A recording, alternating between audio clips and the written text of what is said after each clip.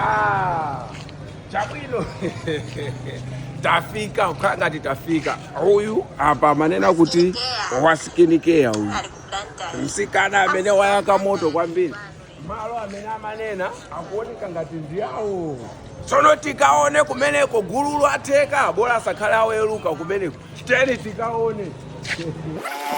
Ngati malo akende pamenepa.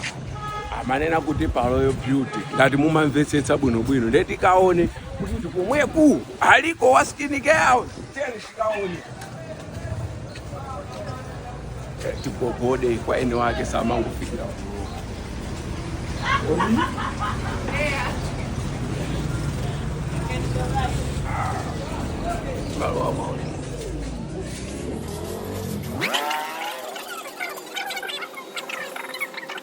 akuti tikhoza kupita atiloleza. Tieni. Odi? Koza kulowa? Mungone ngati mopangira operation. Tava kuti wa Skini Keya ali muno tutaona kakilipi pa ujeni. Pa jani apa pa TikTok. Okuno ndikujani? Aloyo beauty. Chabwino inu mwabwera litiro. Chifukwa ndidabva zotena kuti mumati mumakhala kunzuzu. Ai ndinabwera zulo ife kunoko. Mwabwera dzulo? Mwabwera kuzachita chani kuno? Basi tufuna tikhoze nkhope atipange fisho. Sizodula zimenezi. Ndizodula kumene kungoti itanisa tu basi kucheza bwino ndi anthu pa TikTok. Ndemwachuka kwambiri pa TikTok. Ayesa kungoti wa Skini Keya. Umatani we umaimba. Ai so basi anga ija yongochitanirira business. Skini Keya zomwezi. Kunoku kuteko mwabweraso kuzapanga za business zomwezi.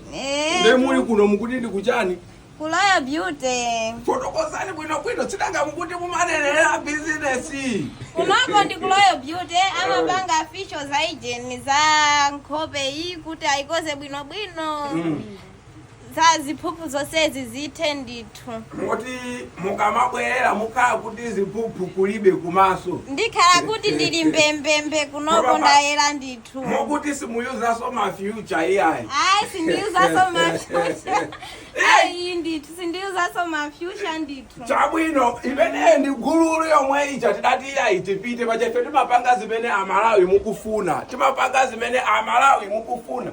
Mtsikana amene wayaka moto kwambiri akuti samayuza ma future iyeyo amene ndi mtsikana wa Skini Keya Anita wa Skini Keya pa TikTok paja.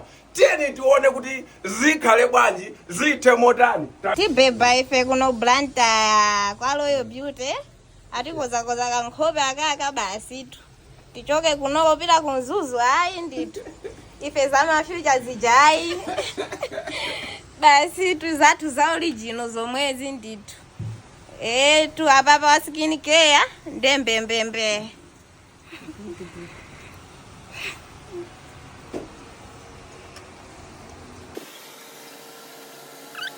Kunoko kuloyo beauty amapanga fisho nkhope komanso amaphwesa mimba. Hivi amapanga hip hop.